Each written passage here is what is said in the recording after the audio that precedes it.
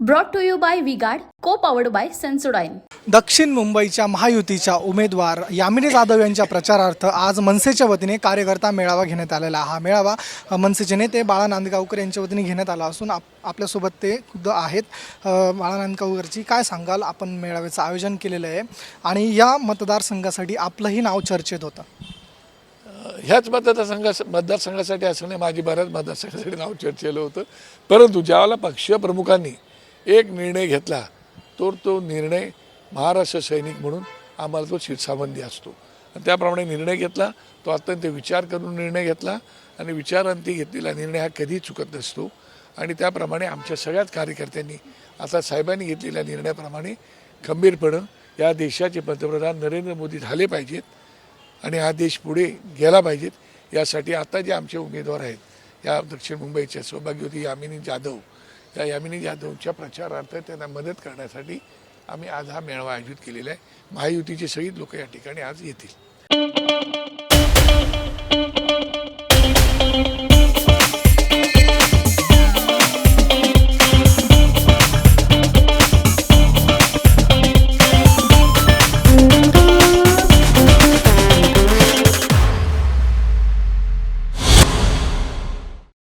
नक्कीच जेव्हा राजसाहेबांनी बिनशर्त पाठिंबा दिला त्याचवेळी अशी घोषणा केली होती का विधानसभेच्या निवडणुकीच्या तयारीला लागा.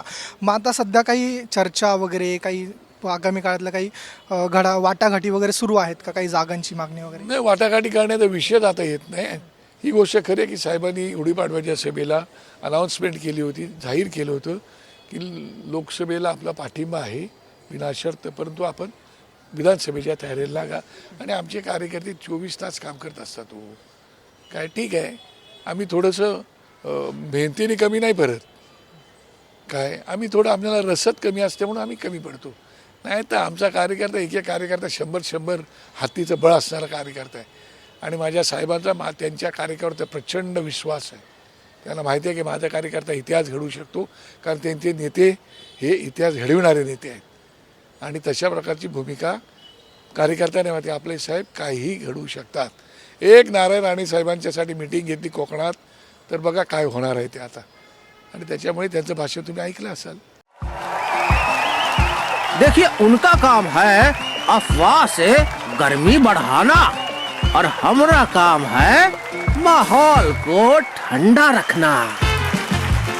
हमारा नेता कैसा हो जो माहौल को रखे ठंडा वैसा हो. अब की बार वी गॉट एयर कूलर का चमत्कार.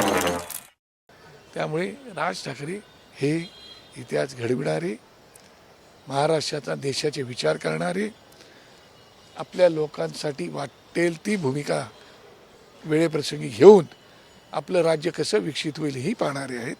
त्याच्यामुळे प्रत्येक राज्याचा विकास व्हावा अशी त्यांची भूमिका असल्यामुळे त्यांनी ही भूमिका घेतलेली आहे. नक्कीच आता मनसेच्या वतीनं शिवतीर्थावरती सभा घेण्यासाठी महापालिकेकडे अर्ज दाखल करण्यात आला आहे. 17 तारीख कळते, त्याच दिवशी ठाकरे गटाने देखील त्या ग्राउंडची मागणी करण्यात आली. याबद्दल काय सांग? मला असं वाटतं की ते आता महापालिकेने आणि इलेक्शन कमिशन त्याचा निर्णय घ्यायचा आहे. मला असं वाटतं की 16 मार्च या दिवशी निवडणूक आयोगाने निवडणूक जाहीर केली आणि 17 मार्चला मला वाटतं आमच्या पक्षाचे यशवंत किल्लेदार विभाग अध्यक्ष यांनी तात्काळ अर्ज 17 फेब्रुवारी ह्या मेचा केला.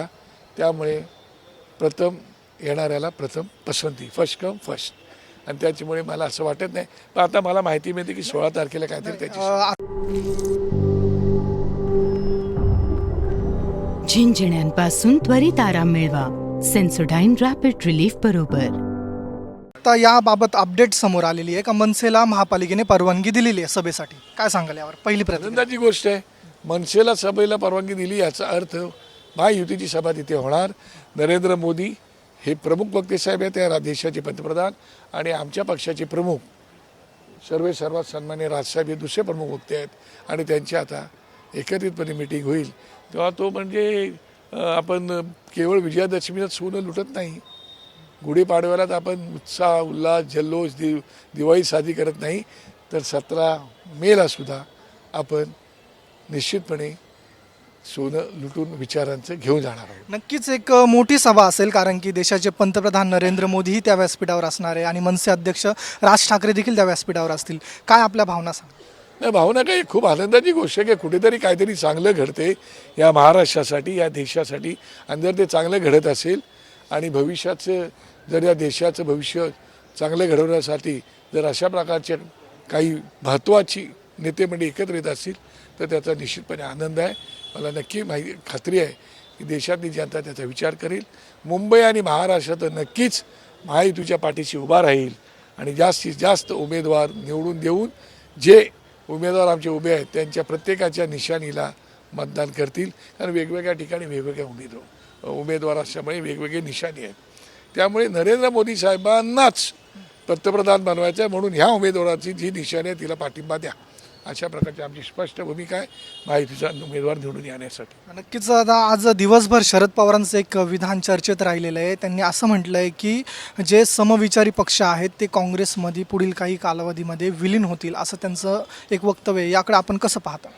मला असं वाटतं की माझ्या माहितीप्रमाणे समविचारी पक्ष नेहमीच आपला विचार घेऊन जात असतात, परंतु राज्यामध्ये कोणतेही राज्य आहे त्या राज्याचा अस्मिता टिकवण्यासाठी, त्या राज्याची संस्कृती संस्कार टिकवण्यासाठी, त्या राज्याला भेडसावणारे जे प्रश्न आहेत ते प्रश्न सोडवण्यासाठी प्रादेशिक पक्षाची खूप आवश्यकता आहे. आणि म्हणून प्रादेशिक पक्षसुद्धा जिवंत राहणं फार गरजेचं आहे. आणि म्हणून प्रत्येक पक्षाचा विचार आहे. आम्ही आता 18 वर्ष पक्ष चालवतोच आहोत. आमच्या पक्षामध्ये आम्हाला यशही मिळालं, अपयशही मिळालं, धक्काही मिळाला, लोकांनी आमची लोकही पळवली. आम्ही कोणाला नाही त्रास दिला, आम्ही कोणाला त्रास दिला नाही काय.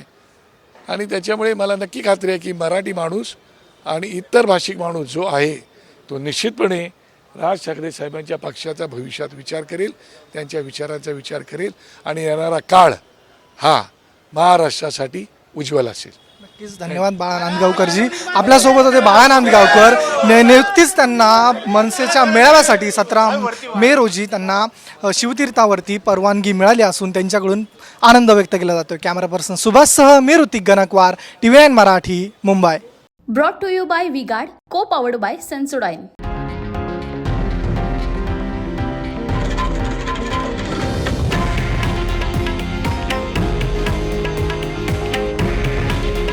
हे आहे देशातील नंबर 1 न्यूज नेटवर्क आणि आपण पाहत आहात TV9 मराठी. काळजी तुमची, हित महाराष्ट्राचं.